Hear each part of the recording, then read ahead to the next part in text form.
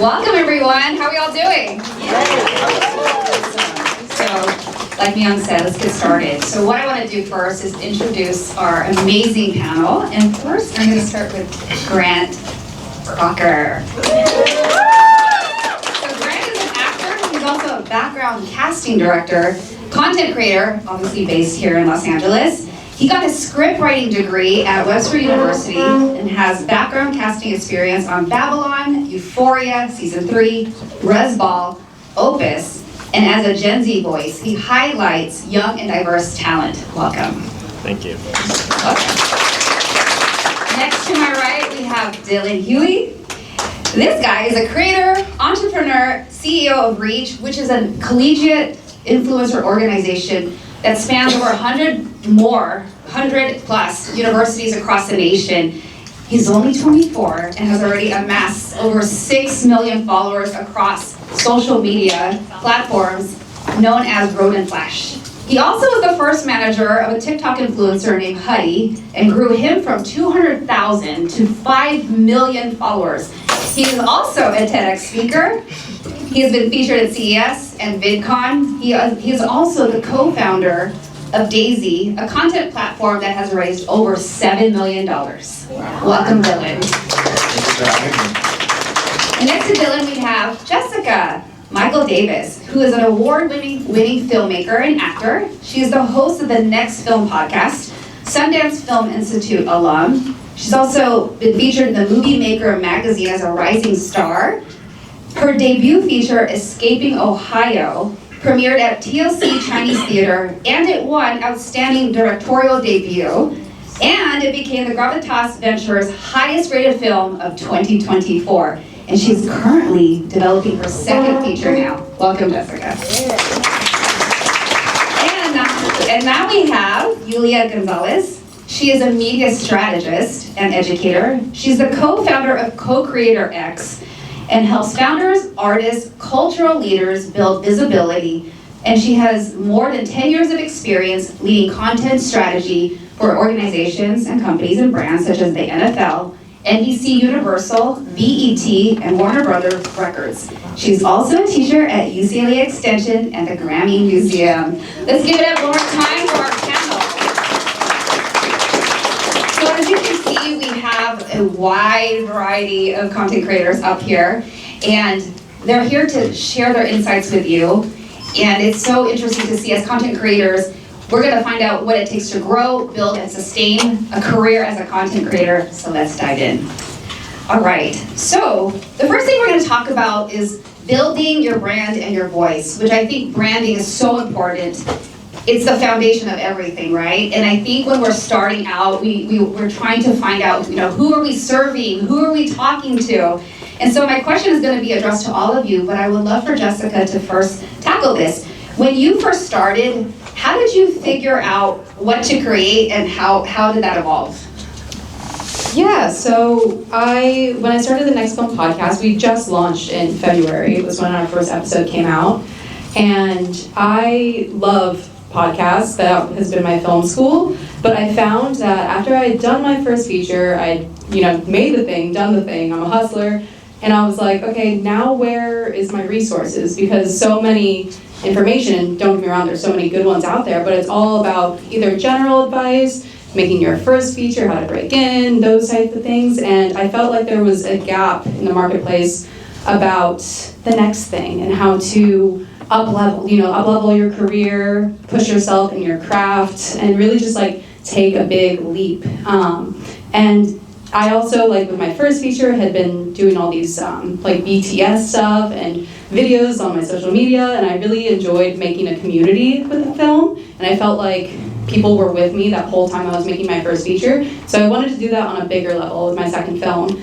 And I marinated on it a while, but I just felt like, I really wanted to take the journey of making my second film and pushing myself along with my community, but also essentially bringing on guests that I really wanted to talk to. And instead of asking them out for coffee or picking their brain over email, I was like, why don't you just meet me in the studio? I'm going to record our conversation all these questions I want to ask you anyways, and then I'm just going to share it with people. Because I do feel like, too, a lot of times you have different questions when you're in the thick of it. very specific and like things that we actually need to know. And that's how, yeah, it all began. Awesome. Thank you for sharing. Anybody else want to answer or share? What's the question again? When you first started, how did you figure out what to create and how has that evolved? I think for me, I fell into social media very organically. I downloaded a lip syncing platform called Musical.ly, if you guys know what Musical.ly was. And I was like 14, this was 10 years ago. I've been in the creator space for the last 10 years. I didn't realize that there's a difference between consumers and creators. I just assumed everyone on Musical.ly was, like, if you had Musical.ly, you were making content. I started social media because I was getting bullied in middle school, so I built my following to show other people that there's others who relate to them. And I live streamed every single day for 3 years when I was 14 and 17 on Musical.ly for 5 hours a day. And I think I did something that was really unique, was on a platform where everybody else was lip syncing. I was sitting down and, freshman high school English class homework, read Shakespeare. I was like, let me just read it out to people watching my live stream. And I think that was unique because I was able to talk to audiences in a way that people on Musical.ly weren't able to, which was vulnerability and personability. And I think that was what allowed me to transcend being someone who, was on Musical.ly into someone who is a sustainable creator who's still making content to this day, was because I was able to show my personality. People were able to resonate with that. Everything that I've done has always revolved around community, and I think that that's always been kind of my precipice of who I am now. Like Reach, we started it as a national community for creators, but I think that's always been my brand, right? And I think that community has always been at the forefront. So that's kind of like my story and how I got started. And what's been incredible is, now I've had incredible opportunities off of having a following. And I don't know what the room looks like in terms of like what you guys are and who you guys want to be, if you guys are creators or people interested in the business side of the entertainment industry or different facets. But I always tell people, I always say that the most important thing you can do to set yourself up for success is to build your personal brand. Right? And everyone's brand is a little bit different. Everyone's story is a little bit different. And being able to tell that on social media, it's the most free platform to tell who you are and what you want to do to people who could watch your content. You never know what piece of content is going to go viral. Thank you. What was the question again? When you first started, how did you figure out what to create and how has that evolved? Okay. So I started actually making content because I've been working behind the scenes. And I started making content when the pandemic happened. I was on TikTok and I was like, I was watching a lot of videos, and so I have a degree in Chicano studies, so it's like a history degree.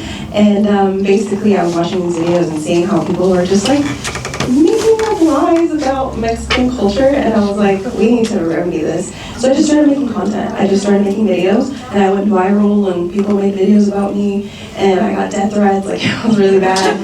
But through all that process, I learned that I need to continue to keep going and making content. And now what I do is I make video essays. I think video essays are really important. Yep.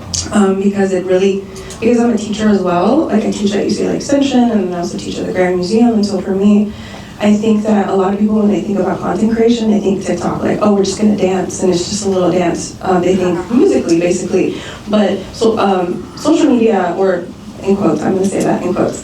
But for the algorithms, which is what social media is now, but for your algorithms are more than that. You can make content about anything. And so the more vulnerable you are, the better. And I think that for me, I make content about cultural content, media theory. I made a video about Long Island District and how it's like how you can connect it to media theory and why Love Island is so popular. It's like, so basically I think for me it's evolving over time, but I always go back to I'm at service of the content, not to myself. Because ultimately that's what TikTok is, and that's what Instagram Reels is, and YouTube Shorts is.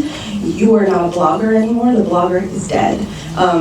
TikTok killed the blogger, basically. It killed the blog and the blogger, and so you are at service of the content, and the best narrator is going to win. And so I think I went from making videos about Mexican history all the way to I'm a good narrator, and I'm going to try to be the best narrator I can be, so I'm at service to my content, and that way I can build community.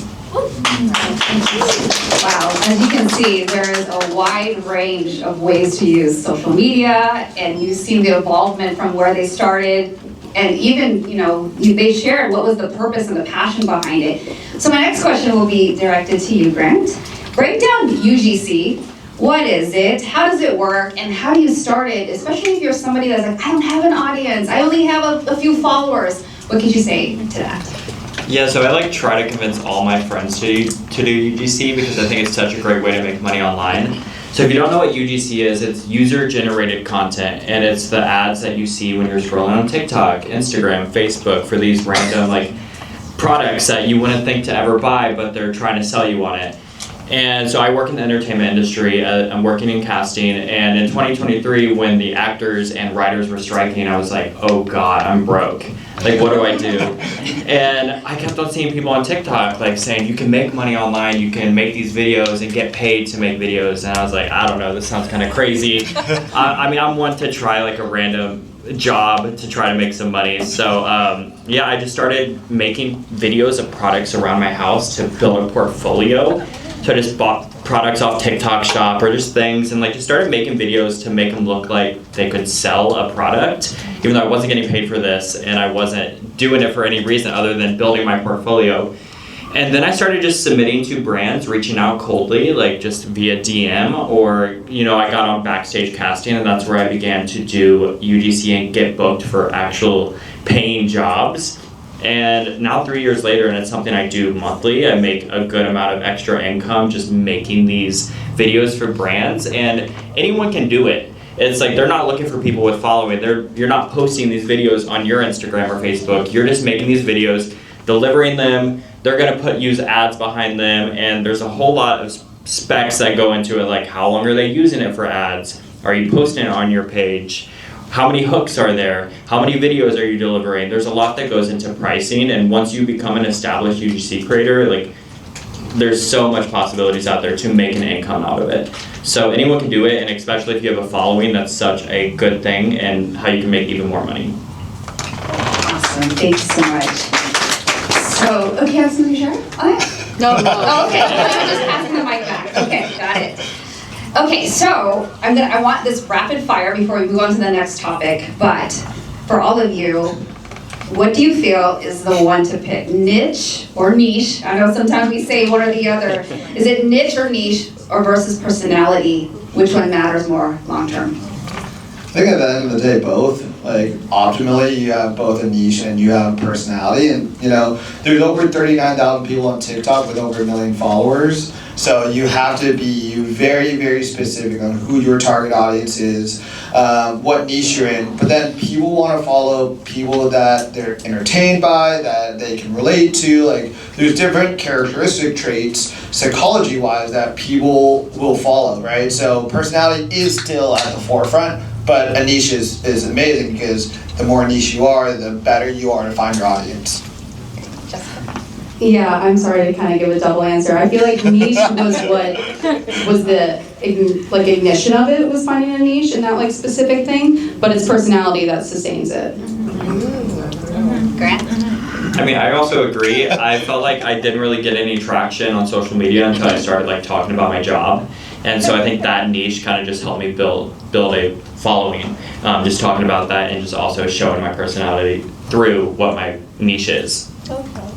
I would say that niche, I had to do a talk for a Rotary Club in Burbank, and a lot of people are a little older, and I told them, talk to the algorithm, and they're looking at me what are you talking about? What is that? And I was like, okay, pretend you are sending a letter to someone, and you have to write the address, right? That's the algorithm is literally the postal service, so that's your niche. So who are you writing this letter? Who is this video for? That's the niche there, right? And so then the algorithm delivers it to whoever that that niche fits. The personality part is important because you have to be a good narrator, but you are not a blogger anymore. You're a narrator. So I would say they both matter. One for the algorithm, which is a niche, and the other one for yourself, because you have to sustain this content, and also you have to activate people to comment, to make content, to respond to you, for the algorithm to show up again. So I would say. I will add, sometimes personality is the niche.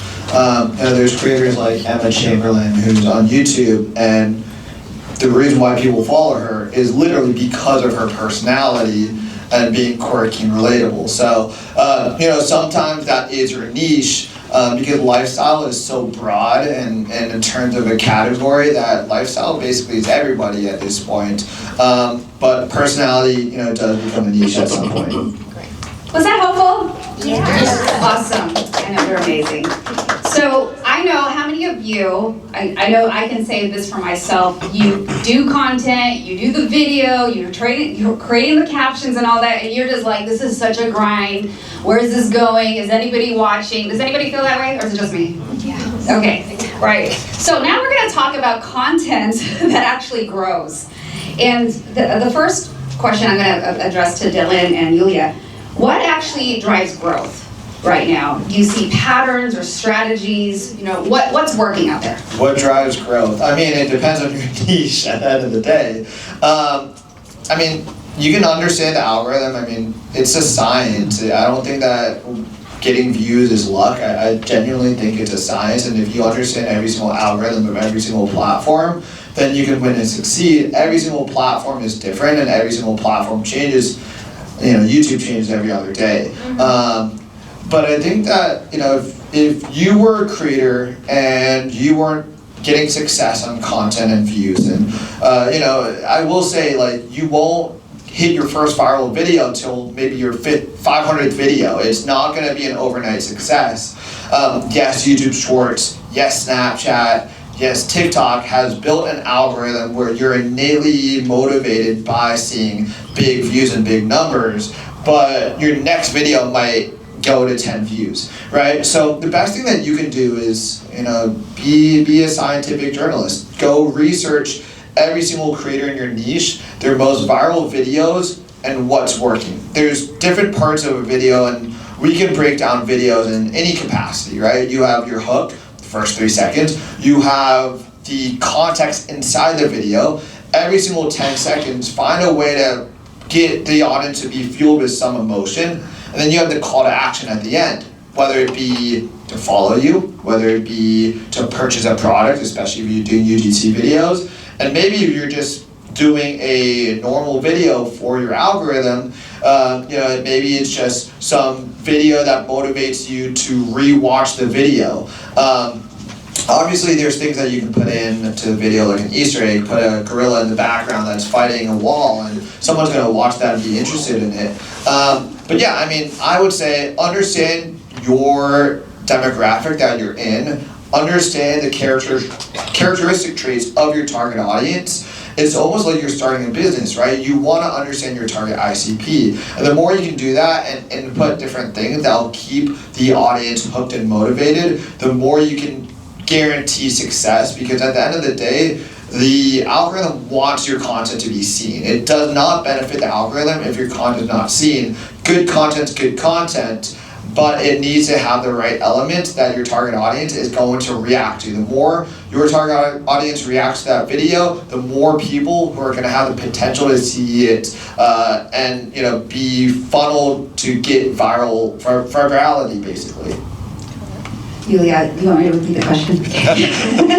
What actually drives growth? Do you see any patterns or strategies that are working today? I would say I really understand the TikTok algorithm, because ultimately that is what came and disrupted the American media power. There's a book that I assign our students, I forget the name of it, but it's basically talks about the history of the TikTok algorithm and its ecosystem inside of Chinese media culture. And it's really important to understand that TikTok is not one algorithm or one company. TikTok was actually Douyin and ByteDance, it was basically 14 different apps inside of it. So the major thing is you have lifestyle content, and then you have more, I don't know, vlogging content basically. But the point is that you have to understand the TikTok algorithm. Once you understand the TikTok algorithm, Instagram is so easy because Instagram is just trying to copy TikTok. And then YouTube Shorts is a mix of both. And so I think it's about understanding the TikTok algorithm. And the way that I tell my students is, it's a video game. You want to understand it, play some Roblox. Like, it is a video game. And you as a creator, you're just the player. And and if you understand, if you ever play video games, you have to learn to read this algorithm. But they don't give you the instructions. So when you play a video game, they're gonna give you a tutorial, they're gonna show you, okay, you jump here, here's a new skill. TikTok isn't gonna do that, right? So you have to learn this algorithm the way you play a video game. And it's the same thing. Once you understand the TikTok algorithm, it will teach you anything you need to do. Like, you can make content about anything, and you can package it to go viral. It might not go viral, but you can package it to go viral. But you have to understand the algorithm first. So I would say just play it, just scroll, and start mapping the algorithm like a video game. And you will figure out trends. You can make things go viral. My content, nobody was talking about my topics, Afro-Mexican history, nobody cared. I made it go viral. So it's not like it was a trend, but I made it go viral. So it's about understanding that algorithm, ultimately. I will say, like, the best way you can understand the algorithm, go through your TikTok page and see what post you liked and figure out why you liked that post. Because if you like that post, you liked it for a reason. And the content that you probably are consuming is probably content that you want to make as well. So if you look at your like section, that's going to be your biggest tell of like what's hitting the algorithm the best. Thank you. All right, I want to hear from Grant and Jessica. What do you think creators shouldn't be focusing on? Because a lot of us get squirrel, a lot of us are hearing so many things, and then we get caught up in, well, I gotta do this, I gotta do that, and this matters, and I need to do this, and so we can start spiraling, right? And then we lose sight of what we really need to focus on. So my question is, what are creators focusing on that you feel that it really doesn't matter? Let that go. I think just the little things. I'm the first to like overanalyze everything I do. So when you're making those videos, if you make the video, just put it out. Like, you made the content, you don't know if it's gonna do well, and I think when you're starting to question, like, is this okay to post? Like, are people gonna like this? I think the fact that you're deliberating is going to create conversation, is going to make people question. Also, like, some of my best performing videos is some controversial stuff that some people are leaving hate comments, but that's helping the videos go more viral. So it's really, I think, like, just don't overanalyze what you're doing, and I think that's just the best thing, is to just put content out there, because even if you have a typo or you say a word wrong, like, people love to make fun of me when I say exactly, because I say exactly instead of exactly, and people make comments about it, and like, it gets a bunch of likes, and I'm just like, okay, like, I don't really care. But yeah, it's just, I think just not overanalyzing is the best thing you can do when making content. Right. I love what you said, and I think we get caught up in like, oh, it has to be so perfect. I gotta have this perfectly edited. And especially if you have technical skills, it's easy to get caught up in like, I have to have this super, super perfect. But one of the quotes that I try to remember myself, to your point, is done is better than perfect. Just put it out there like you said. Jessica, do you have anything to add? Yeah, I mean, that was essentially what I was gonna lean into, was done is better than perfect. Because, yeah, I think that for a while, because I'm a filmmaker and actor, so I'm like constantly like putting myself out there, but this felt different. I just never liked the word content, so it took me a second to be like okay with that word. And just like, I think going into it, I was, nervous about, it just felt vulnerable in a new way, and so I think I had to kind of get over my stuff for a minute. And then I just was like, I just need to start this. So I think just not, perfecting on yourself as well, or like overthinking, or just getting over your own self, I think, and then just taking a leap and giving it a try, because you don't know. And then once I started it, I was like, oh my God, this is incredible. It's so fun, like better than I thought it would be. And yeah, also just like when making things, I don't think it has to be perfect. I have a producer who's had like, the people who he's worked with have millions of subscribers, views, and like the biggest thing too that he gave me advice when I was starting was like, the videos don't have to be perfect. It's okay if like the caption is not the same color as the next one, or like, it's just, not overthinking it, just putting it out there, because no one really, like, it's the information or the personality or whatever that is like the key to the video that is going to make it, exciting or pop off or whatever you're looking to get out of it. I hope that gave you permission that it doesn't have to be perfect. So you heard it from them. All right, my next question is for Yulia. I know when we had talked before, you mentioned that content creation for you is like having your own TV show. And I want to know, how does short form and long form work together? And, should one feed the other? Yeah, I used to work in television or on the social media side. So I always had to stick to a production schedule, and I think that really helped me apply that to my content. So and so that really helped me kind of build a content strategy, and even for our clients too. I make sure that hey, we have to film today because we have some videos we need to release next month. And so I keep them on a production schedule, and I think that is very helpful for me, and I'm really grateful for working in TV because of that, because it's helping me use those skills and translate them over. And so if you do have television experience, that's the hardest hurdle, is building consistent content. And then what was the second part of the question? Oh, does one feed the other? So short form video is basically, okay, so there's long form, which is the traditional content like YouTube, and it's longer content. That one can have more storytelling, more, you have time to pace it. But with short form video content, it's a little different, because think of it like it's like a Costco free sample. If you want people to buy the whole bag of chips, you have to give them a free sample. And so if your short form video has all the beats, right? It has all of the elements, the flavors of the bag of chips, people are going to want more from you. And that could look like, long form video. They can go to your YouTube channel. That's why podcasting and clipping, that's why clipping is so big. There's creators who make so much money off of clipping, because that's what it is. Just a free sample. Go watch my full podcast, or go watch, but it also applies to your business. This is a free sample so you can go hire me. This is a free sample so you can take my class. This is a free sample so you can buy something from me. So think of short form video as a Costco free sample. And then everything else is just your long form, and that could mean that's a workshop, that could be anything. So that's what I would say the difference. And there are different algorithms too. Long form is different from short form, but in essence, that's why TikTok is powerful, even for live streamers too, because it's that clipping. You can clip moments. And or you could, for me, I build video essays that are 3 minutes long on short form. So there is no long form version. 2 strategies, but in essence, it's a free sample. I love it. So everyone, go make your Costco samples.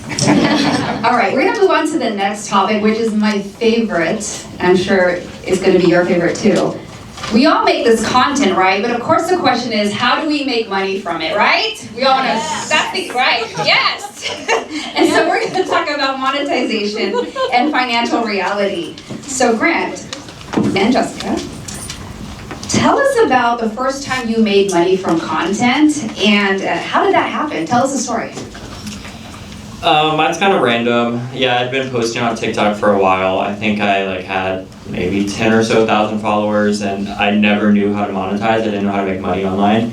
And this random dating app actually reached out, and they were like, yeah, which one? I don't even know. Honestly. I don't think they're around anymore. But they were like, will you do $50 for a video? And I was like, well, I feel like I should get more. But they were like, this is all we can offer. I'm like, well, I've never made money online before, so let me do that. I made a dating video for my TikTok, which I wouldn't do now, but that was the first time I made money. But it really showed me oh, there are opportunities and there's so much more room to grow. Perfect. I'm gonna be so real with y'all. I have been doing it for 5 months, and we've crossed 1 million views across content. Yes, thank you. And we haven't brought in money yet. Again, my producer has a lot of experience, has his own podcast, other podcasts, and there are people who, have full careers, 6-figure, salaries more, but they've been doing it a long time. And I didn't want to believe that. And I was like, yeah, whatever. Because, I'm a hustler and whatnot. And I was like, no, I'm going to make money with in a couple months. And we are getting closer. Brands are having deeper conversations with us, especially now. And We've had, bigger guests come on as well, which is definitely helpful, and those guests are now popping off as well. So it's all simultaneously helping, but I kind of always had to remember too, like, why am I doing this? Because for me specifically, it was, I want to talk to these people anyways. I want these answers, and it's supporting my filmmaking career, and that's actually what brings in my money, is my film career, my films, investors for my films, and that's where the money actually has been coming in. So it was a little bit, it's very unique in my situation, but given that, brand deals is the biggest way for us. And that's what my producer, there are a few brands that they work with, and you negotiate either like ads or logos, things like that. Yeah, and then I felt like there was something else that they do a lot too that brings in revenue, and I can't think of it, but yeah, that's First off, I appreciate you being so honest and real with us, because I think that's really helpful, right? It's helpful to hear the real talk. And it's encouraging, because a lot of us are probably creating things and saying like, gosh, when is this gonna happen? And then we look at the person that's going viral, we look at the thing that got 1 million, 2 million, 3 million views, and then we feel like a loser, and or I do, and then it's like, oh God, why am I doing this?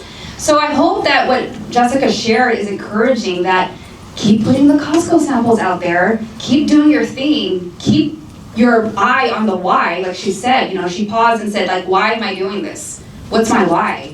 And I think you have to, in those moments, hold on to that thought and those things that, okay, yeah, I'm doing this because I have an audience and a community that I'm building, or I want to serve these people and help them in XYZ, whatever your expertise subject matter is.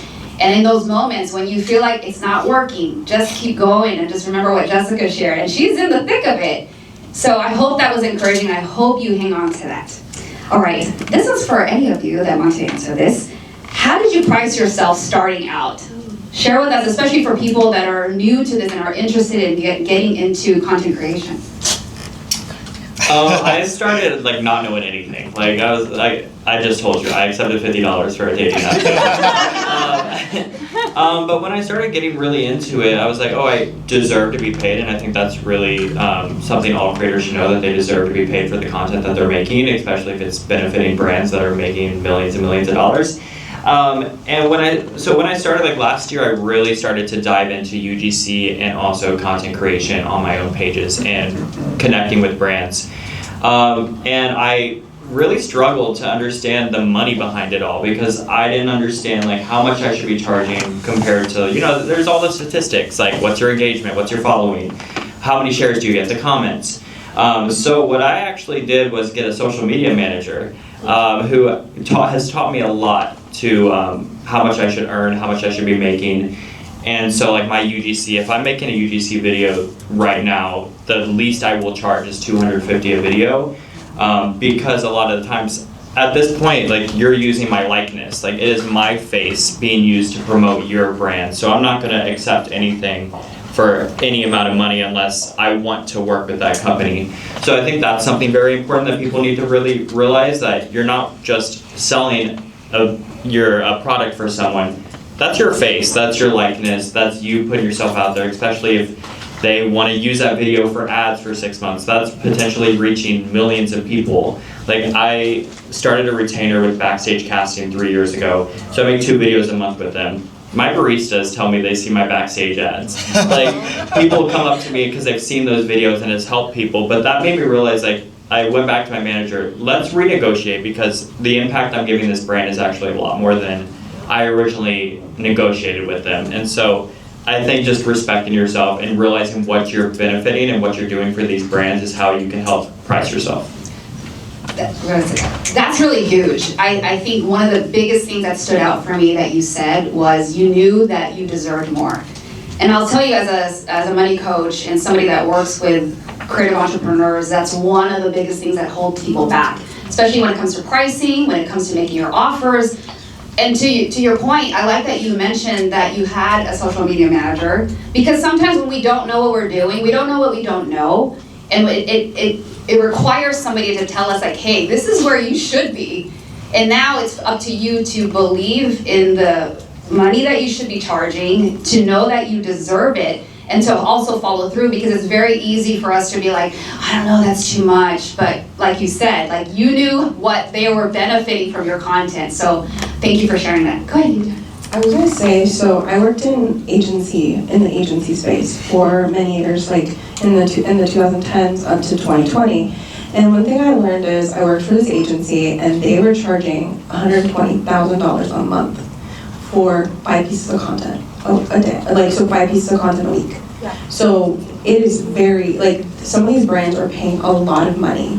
And I knew, okay, so they're basically, like some of these brands or these agencies charging, and they were posting pictures and clips. They weren't even making content.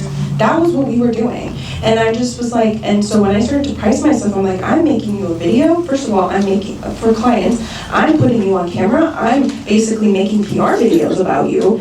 I'm helping you build yourself. I'm helping you build your brand. Like one of our clients, I would say she's probably like $100K off of just working with us. So it's like, we're doing so much. And so that's when I started to price myself slowly. And I'm like, okay, when I used to work at this agency, they charged $10,000 per piece of content. How can I help myself so that I can also support people? Because, you know, technology improves all the time and things get cheaper. But how do I help people? But also, how do I help myself too? And so I know what the highest prices are, right? Like Warner Brothers and Netflix, and all these people are paying $120,000, and that was cheap. I know eventually I'll get there, but I know where the prices are. I think knowing what they're paying at the premium is really important. Because if you don't know, they're not gonna tell you. Yeah, that's key. Knowing the prices and what they have paid before and if you can even figure out what their budget is. Because I'll tell you, even in the speaking world, like people lowball themselves, and then you find, like let's say, I'm just gonna go in and ask for $3,000. And then you find out that their budget was 10 grand. I've heard the story. So to your point, it's so important that you know, if you can find out that information, it at least will give you the baseline of where to start. There's actually a platform, and I'm not sponsored, and I don't have equity, and I'm not getting paid for this. So use your own precaution. But there's a platform called FYPM, Fuck You Pay Me, and they tell you legitimately what other creators are getting paid for the deals. Oh, wow. So it's super helpful to take a look at what other people are doing. There's 3 ways that you can price, or there's 3 different things I look at when pricing out a deal. Flat fee, just what my base is. Exclusivity, so if I'm working with Sprite, that means I can't work with Coca-Cola, any other Coca-Cola brand, can't work with Pepsi. So brands want exclusivity, and then usage, which is running paid ads on your content. So those are the 3 levels that I take a look at when I decide what I'm pricing. I run a talent management company as well. We represent 300 creators, some of the biggest celebrities and influencers in the creator space. We have one creator that we manage who's 16 years old, just turned 16 last month. And she is getting $500,000 for 4 posts from one brand. So like that's the level that we see on our side. Like you know, as you gain followers and you hit millions and millions of followers, she has 12 million followers cumulative. You know, there's deals like that you can see which are pretty high lucrative deals. Every single niche has different kind of dollar amounts. Lifestyle is a more cheap niche. Something like finance is a very expensive niche that brands will put and pay a premium on, right? So that's something to think about. But then there's also alternative ways to monetize yourself. There's affiliate marketing, obviously, UGC that we talked about. You know, someone like me, I'm getting equity in companies. I have 25 companies that have given me equity now. So in addition to a flat fee, I'm also getting equity. So there's all these different ways to form a strategic deal that makes it value-based, and as well, you know, for me, I'm very selective with the brands I work with. The creators that we manage are very selective with the brands that they work with. I'd say like the creators that we represent at our talent management company, we're doing like $25,000 on average per deal. You know, but you know that's on a flat fee campaign, right? There's other ways if you know, if that's too high for a brand, to go back to that brand and say maybe let's do a few IG stories, and you know that's cheaper, and maybe you will charge $2,500 for that. But I think what's cool on this panel is like you see the different pricing, right? UGC is definitely cheaper than a creator with millions and millions of followers. UGC is a great avenue that if you haven't done brand deals, if you don't have a following, build your portfolio up. $250 is a great amount, for someone who, just wants to get in and work with brands. And as you build your following up, and you have 1 million followers, well, at 1 million followers, you could be charging $10, $15, $25,000, per post. I just wanted to add to that, I think it also depends on your values and get really clear and honest with yourself, because I did have a couple meetings with people who were willing to pay us, but because I have a producer who knows certain prices, I wasn't willing to get less, especially for those companies. One was like an AI thing that I was like, that's not my audience. We're filmmakers, storytellers, we don't want your AI stuff. And another one was like this janky casino app that was like maybe gonna be like decent money, but also like is illegal in California. And so it was just like, nah, I'm gonna wait it out. I'll tell you later. I'll give you their email. But yeah, I think it's about like, for me at least, I wanted to wait out for a better brand deal. I also, there's other ways in terms of like there's Patreon subscriptions, things like that to monetize. But again, for my preference and my values is making my film and not taking too much attention away from that, because this is meant to support my next film and not distract from it. And so when it came to looking into Patreon or all of those things, it was just going to be too much work for me, and I don't have, full team to do it. And yeah, it was just, again, coming down to my values and my priorities, and that is making sure I'm putting out the best film, my next film, and not creating, some sort of side thing. I was also going to say, as on the other side of it, if you are a brand wanting to hire a creator, I would say that followers are dead. Like, it doesn't matter how many followers you have. Who cares if you have 1 million, 2 million followers? If you're getting 200 views off a video, who cares? Followers are an old metric. Mm-hmm. They're not a new, like right now what you have to look at is view count, because we're in the video media era. We're not in the picture era. We're not in the, the little clippy era. We're in the video era. This is where we are. And so you have to look at the video views and then also the engagement, because you can also fake the video views. You have to look at the comments. You have to see, are these comments, how valuable are these comments? Are people actually connecting to this person? That's when you decide to hire them. Don't hire them off of follower counts. Hire them off of their view count and their engagement, like the comments, and then also the shares. I think looking at those metrics is way more important than followers, because I can get more video views than let's say I have 100 followers or 10,000 followers. And if I understand the algorithm as it is right now, I can get more views than a creator that has 10 million, because they have old strategies and they don't understand what's happening with the algorithm. So video counts are important and engagement is important, more important than followers. That's what I would say. Thank you for sharing that, because I think it's also encouraging, because sometimes we're looking at the analytics and we're looking at these numbers and these metrics and we feel like, gosh, I'm so behind. So it's great to hear that we are in that video era and how things have changed, and it teaches us how we need to adjust our content and how to move forward. So we're gonna move on to the next topic.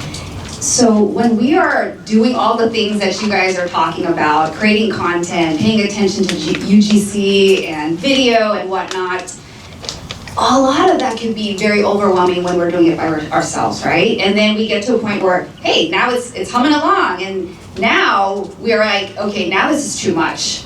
So at some point we need to build a team or hire a team, because now we want to start scaling, okay? So I want to talk about scaling. So this is for any of you.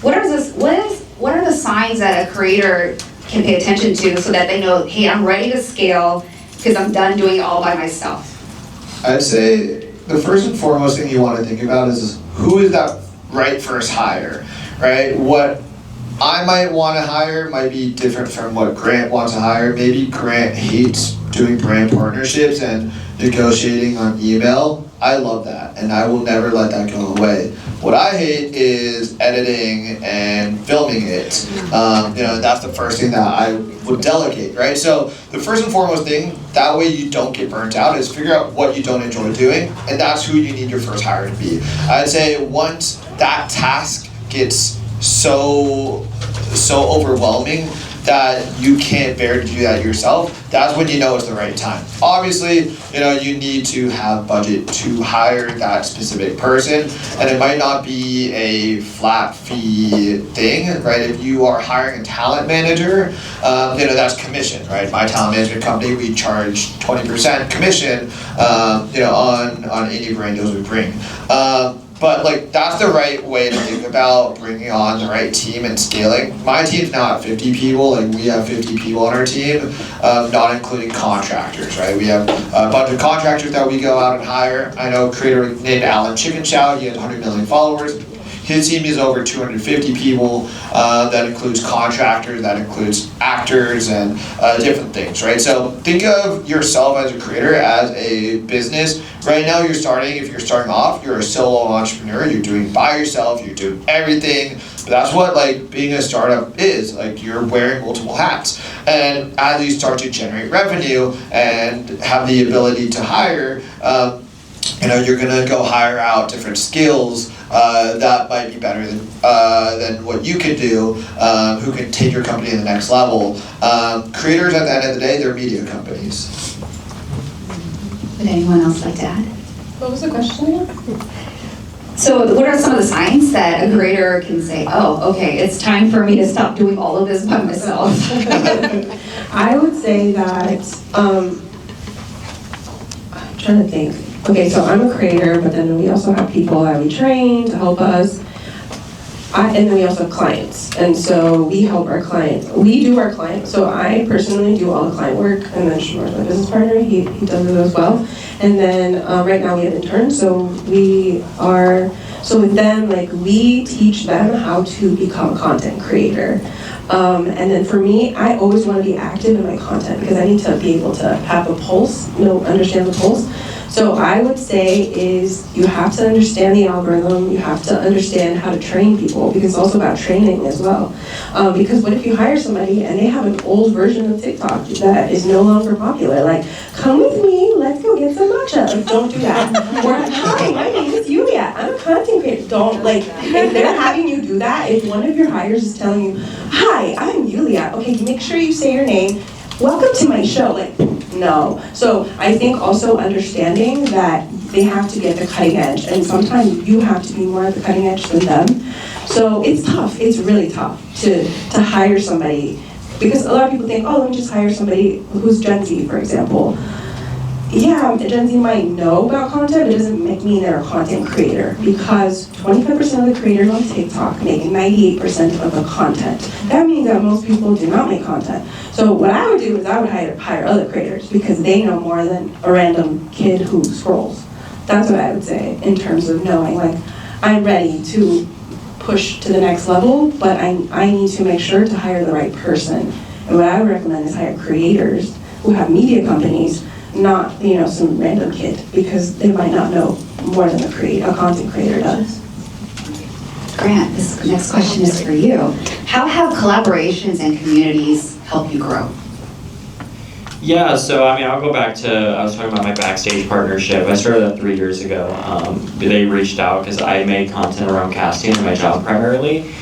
And it's crazy the community I've built since starting that partnership. We started at 2 videos a month, and I've been doing it for 3 years now.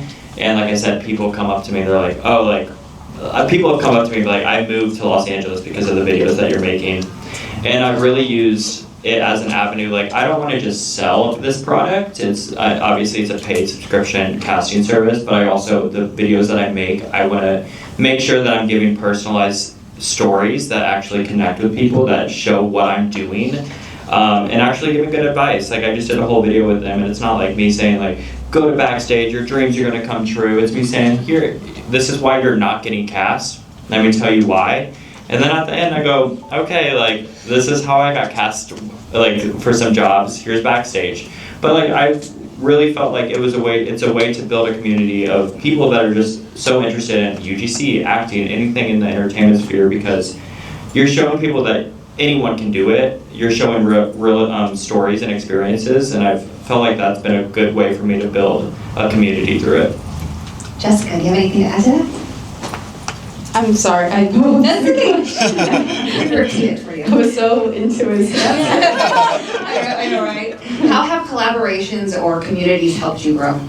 Oh, I mean, I think that's the biggest thing. I feel like my community has been everything, and also the filmmakers that I'm bringing on, the people that are really interested. This is, I felt like, so now that we're like growing a lot, and even at the beginning, we kind of like popped off, and there was a lot of people reaching out to pitch themselves, and they were all, I mean, everyone is incredible, but I truly was like, I'm gonna keep finding the people I really want to talk to and be excited about, because the feedback that I'm constantly getting from both my guests and audience is how passionate and excited and just like, yeah, there's something special about that, and I know that that's like that unique thing is that I am truly excited to be talking to the person across from me. And so now that it's building, there's just like, I feel like the people in the comments who are like waiting for the episodes has been keeping me going, but also just like filmmakers in general and getting to have conversations and like actually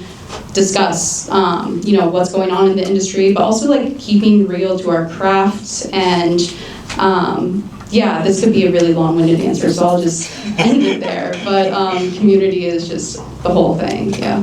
Right. I love that, because I think when we keep our focus on community and why we're doing it, like what you said earlier, I think that's also one of the things that helps us and sustains us, because it can be tiring. It can be where, oh gosh, I'm losing my focus, I'm losing energy. And so when we go back to our why, we go back to the purpose, the passion, and remember all of that, it can help us keep going. And it's great to hear how you guys have both developed collaborations and grown your community through those things. All right, my question is for Dylan. Where do you think creators are missing opportunities to expand? It's a good question. Well, I think first and foremost, creators think of themselves as a creative, not as a business. And I think that that's the biggest detriment to the creators, because at the end of the day, you are a business. And whether you think of it or not, there's opportunity to scale and grow and, and protect yourself, especially. The first and foremost thing that I tell creators is set up an LLC, get incorporated, make sure you have your systems in place. And from there, you can go hire out and build a team. But if you protect yourself as a corporation, then you set yourself up for success. After that, think about how you're going to grow in your niche and your lane. Build your 4-year, your 5-year plan of who you want to be 5 years down the line, and work backwards. Do you want to be the next Mr. Beast? Okay, how can we get you to be the next Mr. Beast? Start forming strategic partnerships. My first merchandise line that I came out with, I reached out to 250 brands on Shopify, and I'm like, hey, let's do a collaborative collection, before I went out and launched my own merchandise, because I had that knowledge of how many sales and units we're able to sell. That 16-year-old that we did that $500,000 deal with, she sold for a clothing brand called Ping Pong Puff, which is like an $80 hoodie. I don't know what 14-year-old would buy it, but she was able to sell 20,000 units in 10 minutes of that hoodie brand. And then they did a pop-up at the Grove, and that hoodie brand had 40,000 people at the Grove waiting in line for the hoodie, which was incredible. And then just last week, she now launched her own clothing brand, because that was not her clothing brand. She did not have equity in it. She only got 20% commission as an affiliate deal. Now she has a line with Target, and you can now buy her merchandise at Target. So that's the level that you can grow, right? Prove yourself first and then scale outwards. But think about where you want to be in the future, and think about what your direction is. You don't have to be the biggest influencer. You can be a niche creator, but figure out how you can scale in all different ways. How can I get equity in different companies? If I made an impact on Backstage so much, give me some equity in backstage, 0.1% equity, right? Things like that are opportunities, and that's not a discussion that you're gonna have until you ask. You're not gonna be told no until you ask the question, right? And you are, at the end of the day, the marketing power that's powering the brand, right? In addition to your $250 that you're doing UGC, sorry, I'm just gonna pick on you for a second. What if, I don't know if they're running paid ads on it or organic, but if they're running paid ads, in addition to the $250 per video that you're making, ask for 10% of the paid ad spend to go in your pocket, right? If they're spending $1 million on a video, that's $100,000 that you get as well, because the more you are motivated by their success and they're motivated by your success, right? So partnering with brands to be really strategic, to take you to the direction to be entrepreneurial, that's what I think creators should do. And you're only going to be able to do it if you start to think of yourself as a business savvy person. Mr. Beast, Darman, Alan Chicken Chow, the creators that are now the biggest media companies, they're the creators behind it, but then they have CEOs who are really good at that business aspect. That's how these companies, or these creators, are able to be so successful. They have the right people in place to build themselves up. Darman CEO, his name is Sean Atkins. He came from the traditional film and TV world and the tech world, and now is in the creator economy, right? These are Mark Rober as well, Crunch Labs. Think of yourself as an entrepreneur and how you can take yourself to the next level. So as you can see, we started with, okay, I'm a solopreneur, and then when you get that going, there are so many ways and opportunities, and I'm happy that you added how you can get equity. There's so many different ways to make money, and I think it's important for us to identify what those opportunities are, because sometimes we can get caught up in, oh, I'm just gonna charge X for this, right? And as you heard this morning, there's this wide range of opportunities to make money in so many different ways. All right, we're gonna go on to lightning round. I want one word answers or snippets, and I wanna try to see if we can get through as many as possible. And you can just all, whoever. Okay, the tool or app or resource you just can't live without. Go. Notebook LM. CapCut Pro. Okay, Jessica? Adobe. This is going to be really controversial, but I love Claude. Oh yeah. Canva as well. Ditto. All right, something you wish you knew earlier. In terms of what? Anything. Anything that's helping your content creator career business. Learn about Marshall McLuhan. He's one of the most important theorists of all time, and I feel like learning about Marshall McLuhan was the most important thing I've ever done in my life. Can you repeat that name, Marshall? Marshall McLuhan. He's a Canadian media theorist. Just one thing, that there's billions of people out there. No matter what you make, there's got to be an audience. Awesome. Good. All right, we'll go to the next one. Something you wish you would stop overthinking. I think they both nailed it earlier. Don't overthink your content. Just post content. The best people on TikTok are posting 8 times a day. 8 times a day? Huh? 8 times a day? 8 times. 8 times. Anytime, there is no fixed timing. I think that good content's good content. You don't need to post at a random time. I think that too many people are data focused and will say to post at 7 a.m. But if it's a good piece of video, it's going to find its audience. Gotcha. Can you repeat the question again? What did I ask you? No, I don't remember what I asked you. I think, Overthinking? yeah, what would you wish that you could stop overthinking? Doing? Or what I wish I would stop? Overthinking.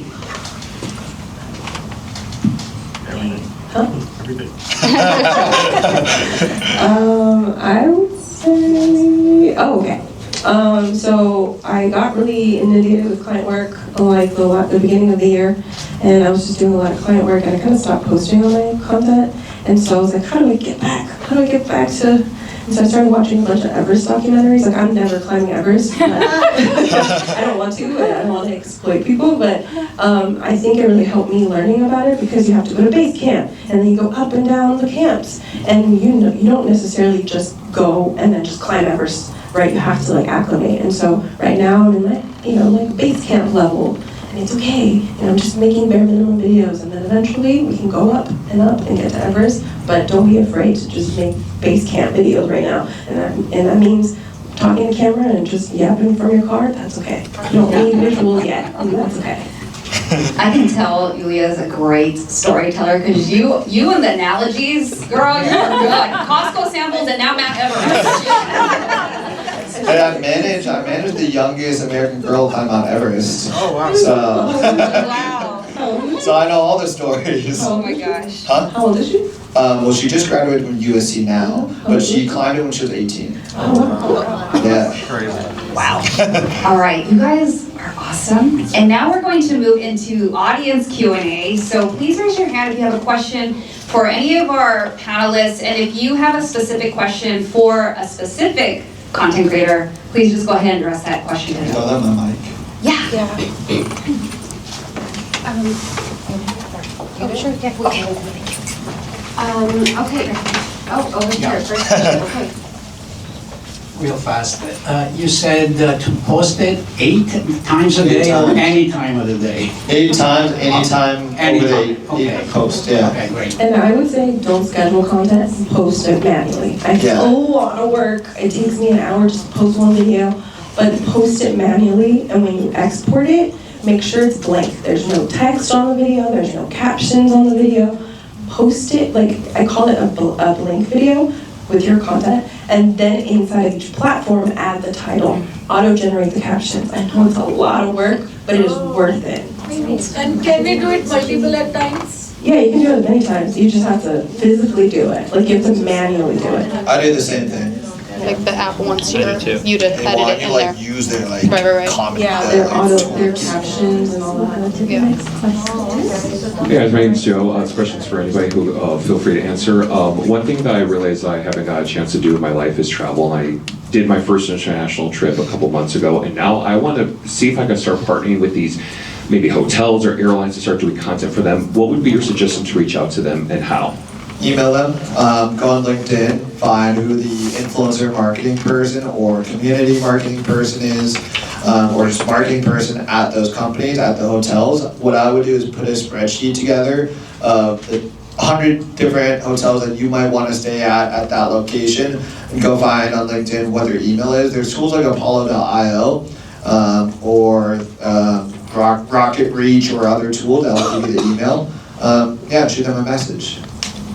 And I would just say, like, I talked about my portfolio kind of. I copied it off someone off TikTok. But anytime I cold reach out to a brand, I send that portfolio, and it kind of just, it's a whole kind of website kind of, and it shows all these videos that I've made. It shows my engagement, my social media pages, everything that I can offer. So when I'm reaching out to anyone, that's what I'm also sending. Do you already make content? Starting to make more content. Oh, okay. Yeah. Okay, next question. How are you thinking about the proliferation of generative AI in terms of your own content and business strategy? I don't know what proliferation means. What does that mean? We'll just scratch that word. How do you think about generative AI? Like, how does that factor into, I guess, more from a business standpoint, or the types of content you're creating? I think that AI is never going to replace you as a creator. Like, it'd be stupid to say, like, my entire video is going to be AI. And I've seen creators, there's a creator named Quabblecob on YouTube, 10 million followers. He made his entire video with AI, lost 80% of his audience after the third video that he did. I think that AI content's a fad. I think that I watch AI fruit videos on TikTok because it's funny and I think it's humorous, and that's the only reason why I watch it. But I think like AI can help you, and it's a paper in a toolkit, and it's stupid to say that's going to go away because it's not going to go away.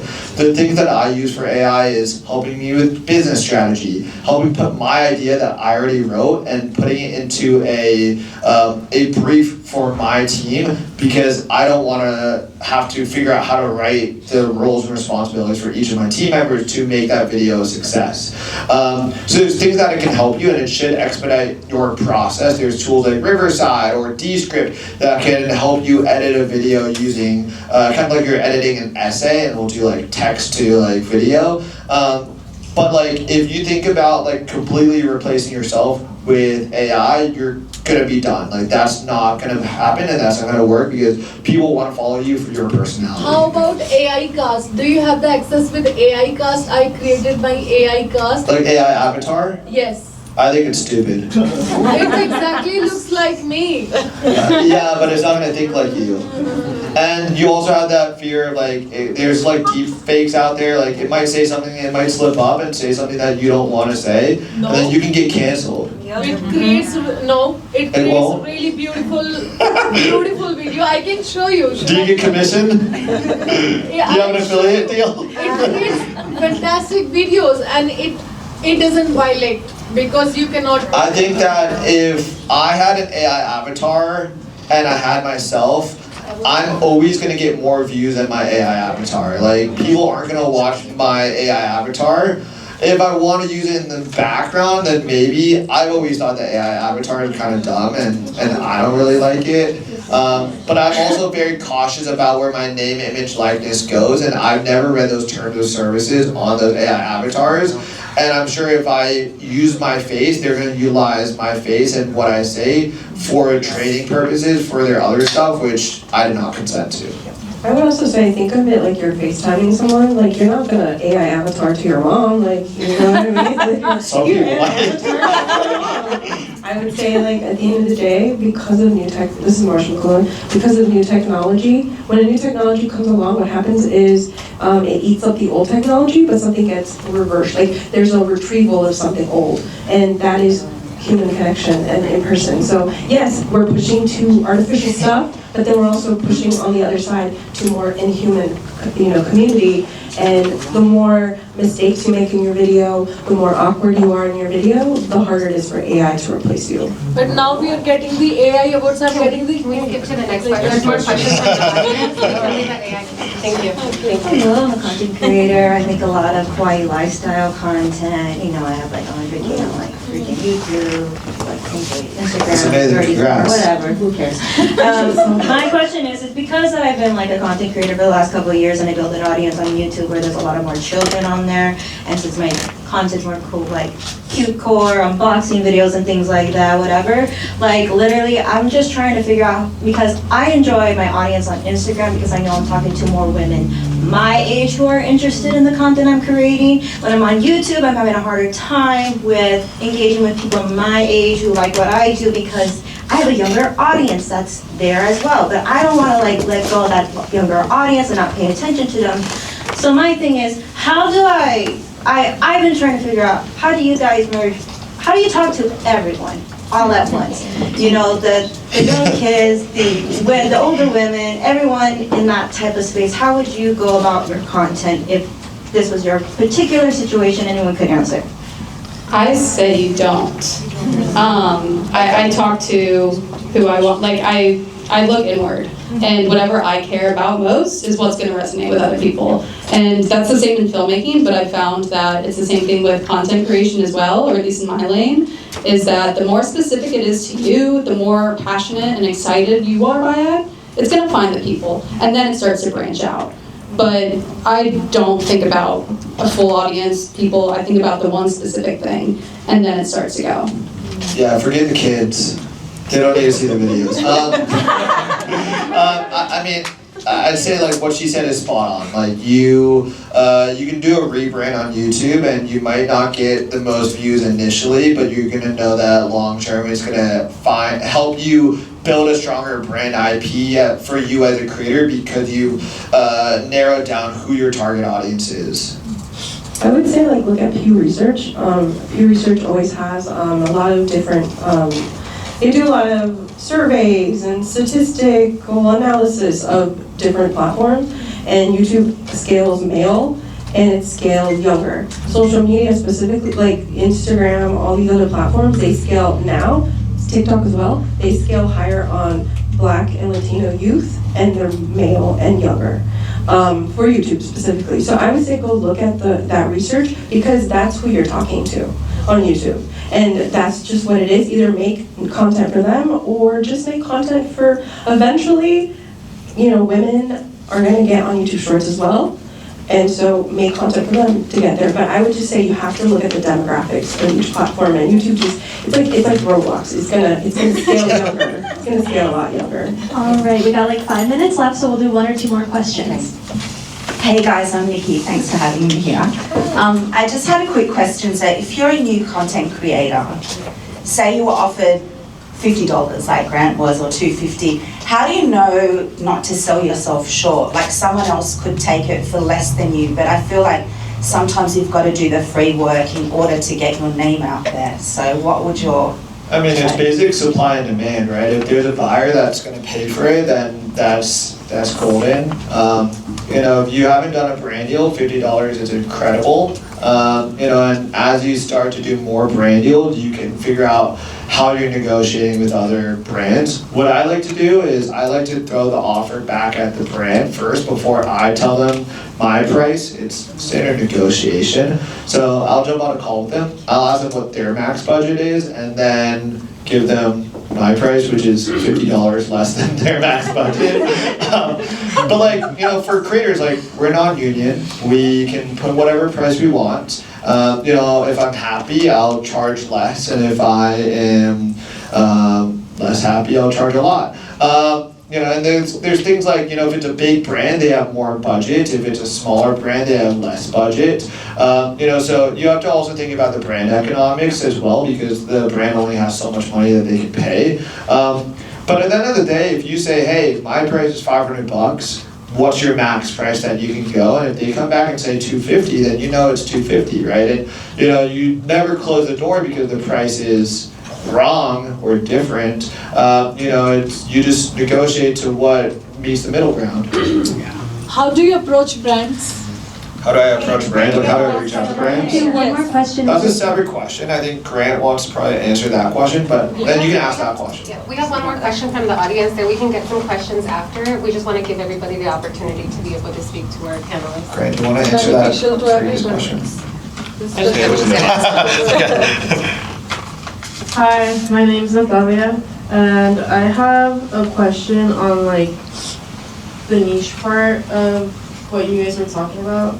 So I feel like I have a lot of niches, I have a lot of interests, and I'm just wondering what you think if, when it comes to making separate accounts for each thing and see what sticks, or just put everything in like one, like to show my personality. I don't know, because I have like separate accounts and they're each doing well, like ish, but I'm wondering like if I had just posted everything on one, then like I don't know. So I'm just wondering like if you guys agree with that, which is like create different accounts for like different niches, because then you're gonna have different audiences for each thing. Like I had this issue with my content because I started with Afro-Mexican history, and then I'm like, wait, now I want to talk about media theory, and I want to talk about how it works in the music industry.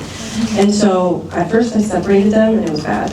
I was like, maybe I shouldn't do this. I think for YouTube, you might have to make it separate, but for like short form video algorithms, like for your algorithms, I would say just put it all together, because ultimately, in the 80 to 90% of your content, of the people seeing your videos, do not follow you. That's the difference between old social media, and that's why I said followers are dead, because only 10% of your followers are seeing your content. And so basically, who cares who your followers are? Every video is shown to new people anyway, so make content about whatever you care about. And if they're not related, who cares? I just think the goal when you're creating content is kind of to make yourself the niche. So if you're making all these different kind of videos of all these different kinds of things, one of them's gonna pop off, and people are gonna start to recognize you for that, but then they're gonna start to recognize you for everything else you're posting. So like I struggle with that, because a lot of what I post is casting related and acting related. I'm like, I'm more than that. Like, I want to talk about basketball, and like, so I posted a random basketball video, but I still struggle to like kind of like expand. But like, I went back and looked at this one basketball video I did post. It had like thousands of likes, and I was like, oh, so there was an audience for it, even though it's not maybe my follower base. The audience is still there. So I think it's important, like, just build your own personal brand, talk about what you want to talk about, and I think it will grow. Yeah, I guess it just feels weird uploading like a gaming clip and then like a meta classes vlog and then like a talking head video. Like it's just like. I fully understand that. I think that the best thing that you can do is stick to one lane first and grow that audience out on one lane and then expand from there.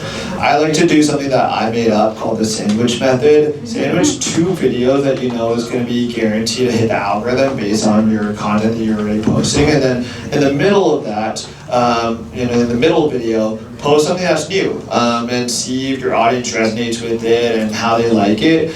But at the end of the day, I think like making multiple accounts, like if you made 5 different accounts, that's really tedious for you to keep up with and maintain, to interact with those audiences. But then as well, like you obviously want to grow your following. Like yes, followers are dead, but like you also want to grow your following, right? You want to grow the people who are interacting with you, and then monitor that 5 different accounts or 10 different accounts is really tedious. Yeah. We'll have an opportunity for you all to network afterwards, so I'm going to close it out so that we can keep the schedule going. So let's give our panelists a big round of applause.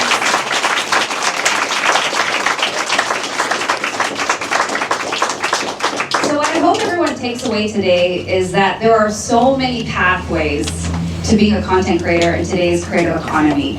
And as you can see, there's different ways to approach it. And so whether you are just starting out, you haven't even posted a video, and you're here for the first time hearing like, oh my gosh, how do I do this?